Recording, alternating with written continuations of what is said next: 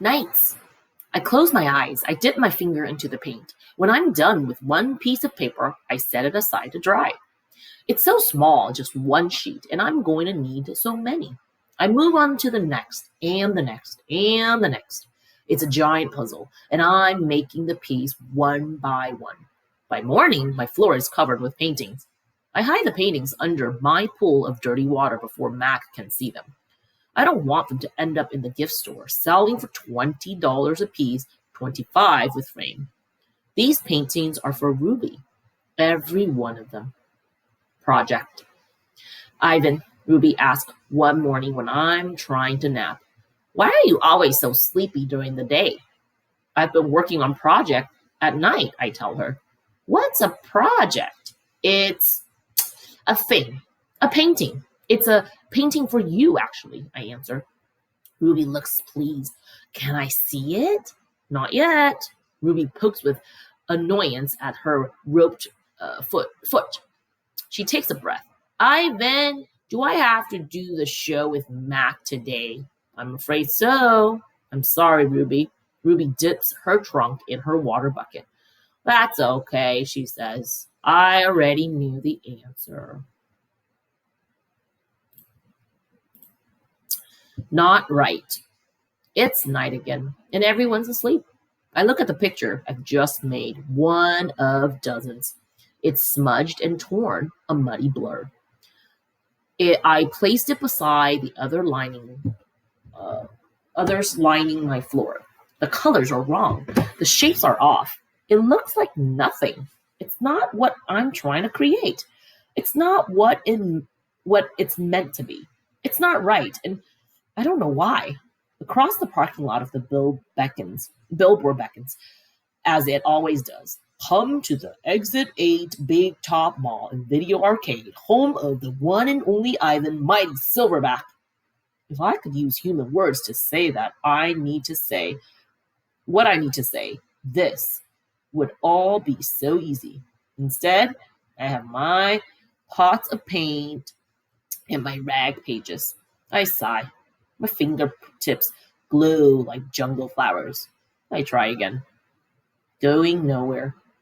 I watch Ruby plod around the ring in endless circles, going nowhere. More visitors have been coming, but not many. Max says Ruby's not picking up the slack after all. He says he's cutting back on our food. He says he's turning off the heat at night to save money. Ruby looks thinner to me, more wrinkled than Stella ever was. Do you think Ruby's eating enough? I asked Bob. I don't know. I'll tell you one thing, though. You're such a heck painting enough. Bob wrinkles his nose. That stench is unbelievable, and I found yellow paint in my tail this morning. Bob isn't happy about my night painting. He says it's unnatural. Now, while I work at my art, Bob sleeps on Knot Tag. He claims he prefers her because she doesn't snore. He says her belly doesn't rise and fall and make him seasick. What is the plan of yours, anyways? Anyway, Bob asks, if you explain it to me, I could help out. He gnaws at his tail. Maybe I could come up with something that doesn't involve, paint. I can't explain it, I tell him. It's an idea in my head, but I can't get it right. And anyway, I'm almost out of supplies. I should have known I wouldn't have enough. I kick at my tire swing. It splattered with drops of blue paint. It's a stupid idea. I doubt that, Bob says. Smelly, yes. Stupid? Never. Bad guys. Most of the day I doze. Late in the afternoon, Mac approaches. Bob slips under Knot Tag. He prefers to keep a low profile around Mac. Mac's gaze fall on my pool. A corner of my painting is visible. What's that, big guy? He asks. I calmly eat an orange, ignoring him, but my heart is racing. Mac kicks my plastic pool. Underneath it are all the paintings. Mac yanks one piece of paper. It slips out easily. and he doesn't seem to notice the other paintings. The page is stripped with green, which is what happened when blue paint and yellow paint get together. It's supposed to be a patch of grass. Not bad. Where'd you get the paint, anyway? George's kid? He considered. I'll bet I can get 30 for this picture. Maybe even 40. Mac turns on my TV. It's a Western. There's a human with a big hat and a small gun. He has a shiny star pinned to his chest. That means he is the sheriff, and he will be getting rid of all the bad guys. If this sells quick, I'm getting you some more of that paint, buddy, Mac says. He walks away with my painting, Ruby's painting. For a moment, I imagine what it would be like to be the sheriff. Ad. Good news, huh? Bob said when Mac's out of earshot. Looks like you might be getting some more supplies. I don't want to paint for Mac, I say. I'm painting for Ruby. You can do both, Bob says. You're an artist, after all. While I watch the movie, I try to come up with a new hiding place for my painting. Maybe, I think, I could fold them once they're dry and stuff them into a knot tag. It's a long movie. At the end, the sheriff marries the woman who owns the saloon, which is a watering hole for humans, but not horses. It's been a long time since I've seen a Western that was also a romance. I like that movie, I said to Bob.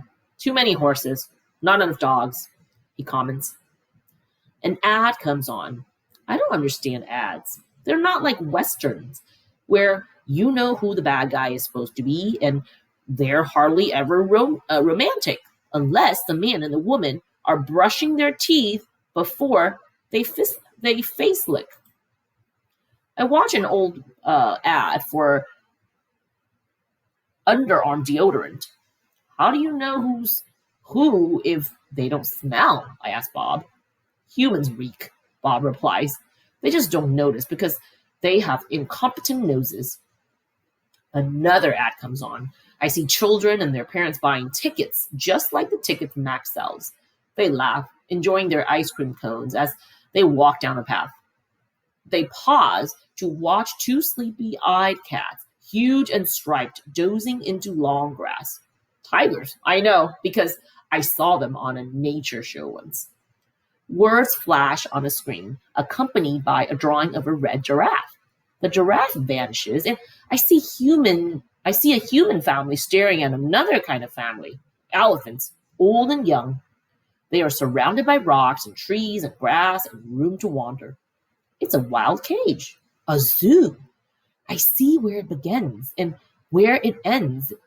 The wall that says you are this and we are that, and that is how it will always be. It's not a perfect place, even in just a few fleeting seconds on my TV screen. I can see that. A perfect place would not need walls, but it's the place I need. I gaze at the elephant, and then I look over at Ruby, small and alone. Before the ad ends, I try to remember every last detail. Rocks, trees, tails, trunks.